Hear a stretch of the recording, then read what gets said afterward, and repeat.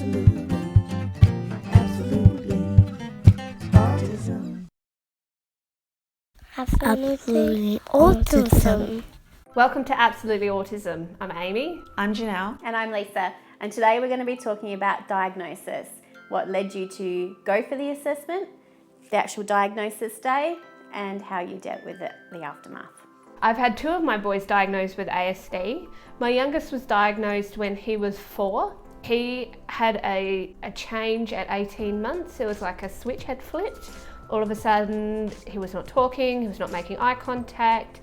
It was very typical of what you would expect autism to present as. We went down the path of being referred by our GP to the Women's and Children's, and then saw a paediatrician at the CDU there. So CDU is a child development unit, and they do the assessments in that hospital. He was diagnosed at 4 then, and I think after that it was just dealing with what I would call grief. So that expectation that you had for your child, the hopes you had for them, what you assumed their life was going to be. It's like it's a preconceived notion in your head of what, yeah. Well, it's just, I think most mothers have that sort of they do, yeah. Preconceived notion of you will cherish them and love them to the point where they will then finish high school and go into uni and meet someone and get married and then have the next generation. I feel like it's almost taken away from you. Well, it is a grief process. So you go through a process of thinking, well, where do I go from here? Where to Your now? mind does go to the very worst. It does. You automatically think they're never going to leave home, they're never going to be able to do anything for themselves, I am going to be looking after them until I'm in a nursing home, and then what happens then? You go to that point, definitely. And I think for me, I was very lucky in that sense because I grew up with a brother with cerebral palsy. So the shock was dampened a bit because for me, that was very lucky for me because when my son got the diagnosis, it was more of a, look, the fatigue was there, which we've discussed in a different video, but the shock value wasn't so much for me because I had already had a lifetime of dealing with that. Not many people have that. No. It is very, it's a big shift from what the expectations were for your children to then a different scenario, very different scenario. Yeah. With my son's diagnosis, it started with when he was about 2, people noticed things were unusual and I didn't. I put it down to just quirky traits. I didn't have a lot of the stimming or the real obvious traits. They were there, and being my first, that was hard. Yeah, I was the same because my son was my first, so I didn't have anything to compare it to. well, there was no sort of yardstick. Whereas with me it was my third.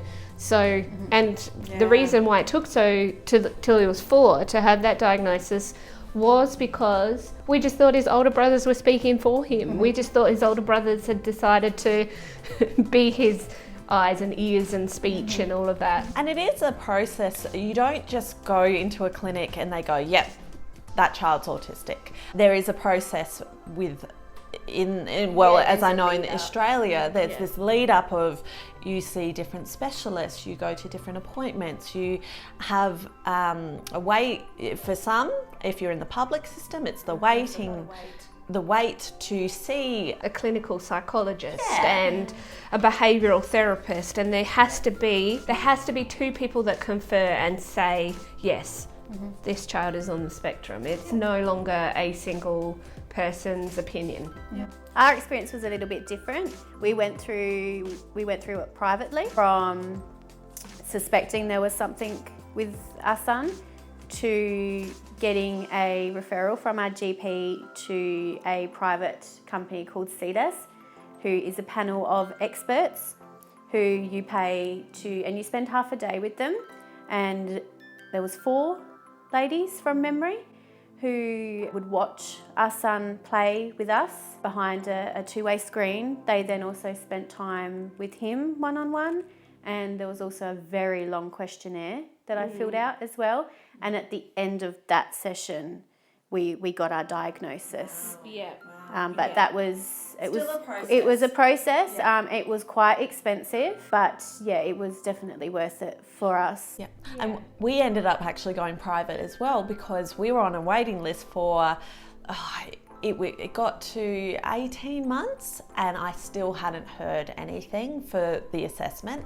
And so we decided to pay privately. And I'm grateful for that because I think it came at a time when he was just about to start kindergarten, and so I was able to get in and have that diagnosis to show to the kindergarten leaders, teachers, that he's got this diagnosis, let's work with this, and they were able to get the supports in. So the diagnosis is great to have when you need the supports. Absolutely. You need NDIS funding, you need things to help your child grow. Yeah, absolutely. It's not a label that you need to think of as something negative. Yeah, it's certainly not detrimental. It's just a very necessary stepping stone. Yeah. And for us, I think our wait for our youngest was about a year. And through the public system. Our middle son, when he was diagnosed, the wait was 2 years through the public system because he had gone past the early intervention stage. The older the child gets, the longer in the public system you will wait. So early intervention is for children up to the age of 7. After that, it's no longer classed as an early intervention. Which is an interesting topic in itself because this could become a bit of a controversial topic because I think with a lot of organisations they believe your child should be at a certain point when they come to the age 7. Yeah. I have found with my child, no, Yeah, he wasn't at the point that the organisations needed him to be at. And for the most part, professionals work with it and they're good, but there are certain organisations, that need to understand that children on the spectrum are individual and they don't fit the mould. But that's a subject for another video. It opens a can of worms. Oh, it does. Well, I like can of worms. If you have any inkling, any thought that your child concerns that they may be on the spectrum, or even just little niggly things that you think maybe shouldn't be happening the way they're happening, I would definitely suggest the sooner the better. Absolutely. Go to your GP, talk to them. They should be able to point you in the right direction. If you don't feel like that person is understanding what you're saying, get a second opinion.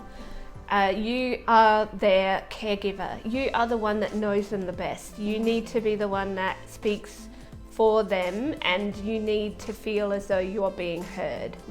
Yeah, and speak up. Don't feel that you can't speak up. I know it's overwhelming and there's a lot that you can be bombarded with information, things that opinions. You trust these professionals, and for the most part they are great. They are wonderful. But mother's intuition is a powerful thing. And fathers too. Yep. And on that same thing, I know in my own experience, I had to go to a few different professionals before they would accept my middle son as being on the spectrum, because he didn't fit the classical mode. He didn't present in a way that you would assume would be on the spectrum, because his brother presented so differently. It was hard for us to get that same understanding with our middle son. Whereas my son was diagnosed at 2, which is quite early, but he was, I would say, very obvious. He was showing some very obvious, typical signs of autism. He was non-verbal until he was 5. But even when we went into the diagnosis, I knew. I'd been Dr. Google, and I had heard a little bit about autism. I had a very basic understanding of what it was, But having said that, I only knew worst case scenarios. Which is the unfortunate thing about That's the problem with Googling it. Googling. So when we went into the diagnosis, I wasn't surprised when they gave me the end result, but it did still hit hard. I do still remember I went with my mum and I did cry when she said the word autism. It did feel like such a final label I didn't like. It didn't sit well with me. It felt like a sentence to my son. And it did take me a while to process that. Yeah. And like I said, because I only knew the negative sides to it, absolutely. I hadn't opened my mind up to what could be what are some positives here, and allow yourself that time to process. Don't feel guilty. You'll have some thoughts and that's okay. Once you've moved past that, then it's right. It's definitely a process. Yes. It's a grief process and there are many stages, and don't beat yourself up about it. It's just human nature to react in that manner. And given that our diagnoses were a couple of years back now, I can speak for all of us, we would not change our children. No. Not at all. We love them. We see their potential, their growth, and all the things that just makes them them. All the special things that you'll learn that is just so unique to your child, and you just will find how incredible they are. Especially with their little specialities and their interests. And their little idiosyncrasies. And, it's good. And you'll go through the therapies and that's not to cure the autism, because that's not a thing, but it's to help them deal with the hard things for them. It's just to help them find life a bit easier. It's not to change them in any way.